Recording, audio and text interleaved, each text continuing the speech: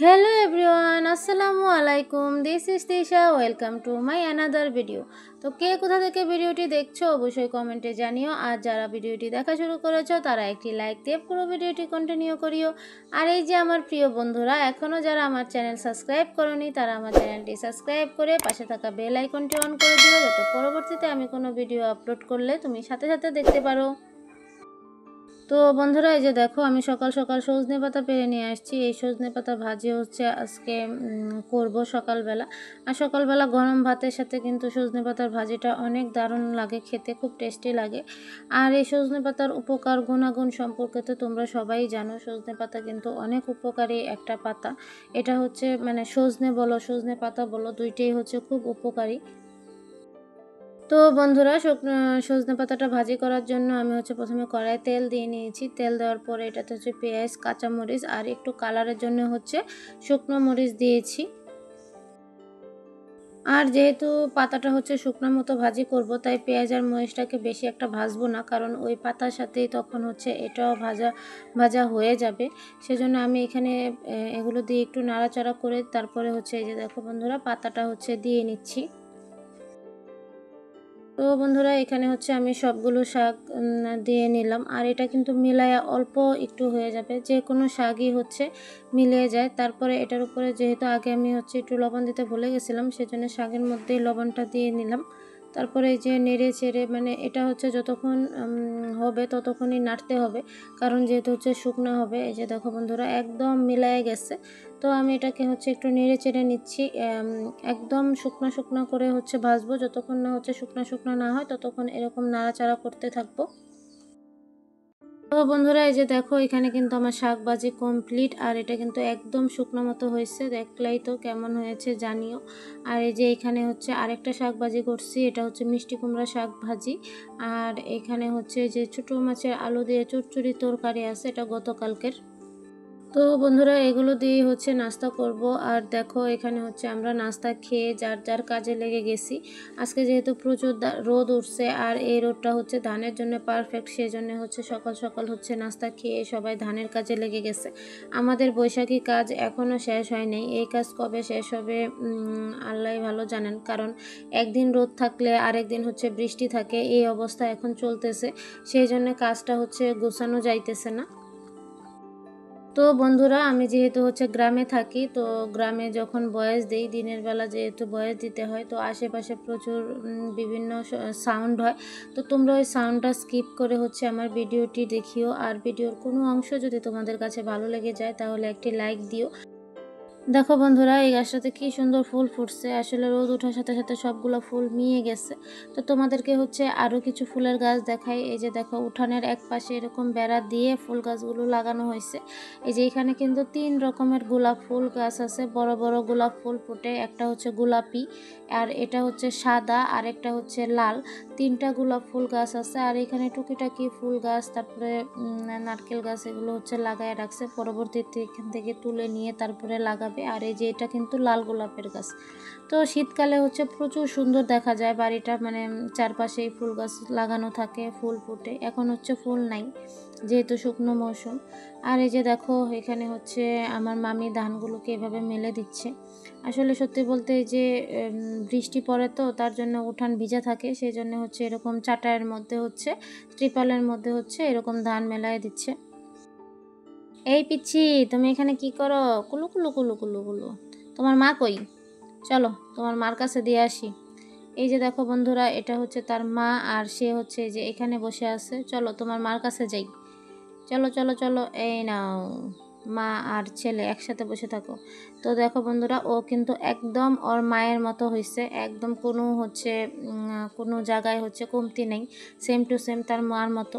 কিন্তু সে কেন জানি তার মা এখানে বসে থাকলো সে একটু আলাদা বসে থাকতে খুব পছন্দ করে।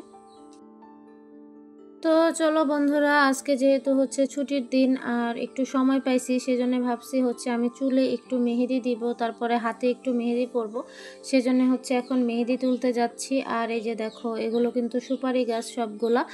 আর এই যে বৈশাখী কাজে সবাই ব্যস্ত থাকায় আশেপাশে জঙ্গলে ভরে গেছে, এগুলো পরিষ্কার করার সময় পাইতেছে না। তো ওই দেখো কত বড় মেহেদি গাছ। আর এখানে যেহেতু জঙ্গল হয়ে গেছে আমি আর এদিকে নামতেছি না। তো আমার মামাতো ভাইকে আর কি বলছি যে আমাকে হচ্ছে এই মেহেদি গাছ থেকে মানে ডাল থেকে একটু ডাল ভেঙে দে। তো এই যে দেখো সে হচ্ছে ডাল ভেঙে দিচ্ছে, কারণ এখন হচ্ছে এভাবে পাতা তুললে এখানে যে পাতা তোলার হচ্ছে সময় নেই। তো এই যে দেখো আমার মামাতো ভাই হচ্ছে আমাকে কতগুলো ডাল ভেঙে দিছে। আর এই ডালগুলো ঢাকা কিন্তু 100 টাকা দিয়ে কিনতে হয়। তো বন্ধুরা তোমাদেরকে বলছিলাম না যে এরা দুইজন হচ্ছে আলাদা বসে থাকতে পছন্দ করে। এই যে দেখো সে আবার এখানে চলে আসছে, আমি তার মার কাছে তাকে দিয়ে গেছিলাম, সে আবার চলে আসছে। তো বন্ধুরা এগুলো এখন হচ্ছে আমি মানে ছাড়ায় নিব, ডাল থেকে ছাড়ায় তারপরে হচ্ছে ব্লেন্ড করব। তো এই যে দেখো এখানে হচ্ছে আমি বসে বসে এগুলো ছাড়াচ্ছি। আর বন্ধুরা এখন কিন্তু মেহেদিতে প্রচুর পরিমাণে রং আছে, আর দেখো পাতাগুলো কি ফ্রেশ। তো আমি হচ্ছে এখানে বসে বসে পাতাগুলো ছাড়াই নিচ্ছি, কারণ হচ্ছে সবাই বৈশাখী কাজে ব্যস্ত, এখন যে আমাকে কেউ এসে পাতা ছাড়াই দেবে সেই অবস্থায় নাই। তো আমি একা একাই দেখো বন্ধুরা এই যে এই পাতাগুলো ছাড়াই নিলাম। পরে অবশ্য নানু আমাকে কিছু পাতা ছাড়াই দিছে। তো চলো আমি এখন এগুলো হচ্ছে ব্লেন্ড করব। তো বন্ধুরা প্রথমে হচ্ছে আমি পানি ছাড়াই হচ্ছে ব্লেন্ড করব কিছুক্ষণ। এই যে দেখো পানি ছাড়াই কি সুন্দর ব্লেন্ড হচ্ছে। পরবর্তীতে হচ্ছে যেহেতু ভাবছি যে আমি মাথায় দিব, সেজন্য আমি এখানে একটু পানি অ্যাড করে দিলাম। তারপর দেখো কি স্মুথভাবে ব্লেন্ড হয়ে যাচ্ছে মেহেদি। অনেকে বলে যে মেহেদি হচ্ছে ব্লেন্ড করলে সাবা সাবা থেকে যায়, এত ফিনিশভাবে ব্লেন্ড হয় না। তো দেখো বন্ধুরা কত ফিনিশিংভাবে হচ্ছে ব্লেন্ড হয়ে গেছে। আর আমি যে ব্লেন্ডারে ব্লেন্ড করেছি এটা কিন্তু খুব ভালো একটা ব্লেন্ডার, ছোট হলেও। তো আমি এখানে কিছু হাতের জন্য আর কিছু মাথার জন্য হচ্ছে গুলায় নিলাম। তারপর মেহেদি হচ্ছে ব্লেন্ড করে আমি আন্টির সামনে বসে গেছি যে আমাকে হচ্ছে মাথায় একটু মেহেদি লাগায় দাও। তো আন্টি এখানে হচ্ছে এই যে মেহেদি লাগিয়ে দিচ্ছে।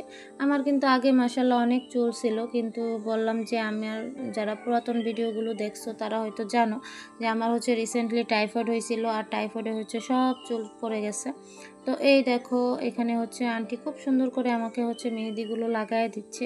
আর মেহেদিটি লাগানোর পরে বন্ধুরা মাথাটা এত পরিমাণ মানে ঠান্ডা লাগে, মনে হয় যে একদম ঘুম চলে আসে। আমি কিন্তু মেহেদি মাথায় দিয়ে তারপরে হচ্ছে ঘুমিয়ে গেছিলাম। বন্ধুরা মাথায় কিন্তু মেহেদি পাতা দেওয়ার খুব উপকারিতা আছে, চুলের গোড়া শক্ত হয়, চুল পড়া কমায়।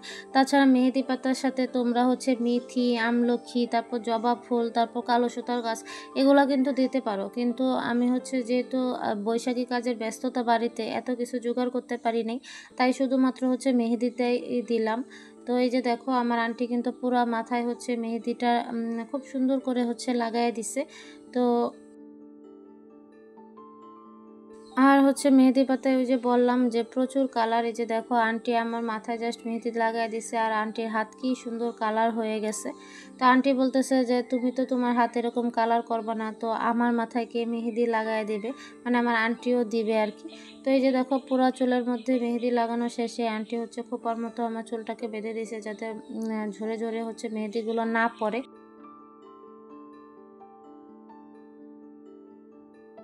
তো বন্ধুরা এখানে দেখো আমি হচ্ছে গাছের মেহেদি লাগাই নিছি হাতে, আর আমার হাতে হচ্ছে গাছের মেহেদি নখে, তারপরে হাতে গাছের মেহেদি দিতে খুবই ভালো লাগে। আর এই যে দেখো পুরা উঠানময় ধান দেওয়া আছে, মানে কি পরিমাণ রোদ উঠছে, এই রোদ কিন্তু ধানের জন্য পারফেক্ট।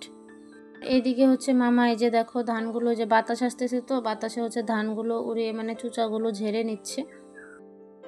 তো বন্ধুরা এখন বাজে হচ্ছে দুপুর 3টা, আর আমরা হচ্ছে দুপুরের খানা খেতে চলে আসছি, সবাই যেহেতু একটু ব্যস্ত।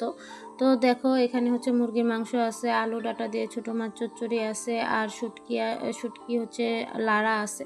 তো এই যে এগুলো দিয়ে আজকে আমরা দুপুরের খানা খাবো আলহামদুলিল্লাহ। তো বন্ধুরা বিকালে হচ্ছে বসেছিলাম, আর এখানে দেখো দুই মোরগে হচ্ছে লড়াই লেগে গেছে। তো আমি তাড়াতাড়ি ক্যামেরা অন করে হচ্ছে এই স্পেশাল মোমেন্টটা হচ্ছে ক্যাপচার করার চেষ্টা করছি, যাতে হচ্ছে তোমাদের সাথে শেয়ার করতে পারি। তো তোমরা হচ্ছে দেখো দুই মোরগে হচ্ছে কিভাবে লড়াই করে।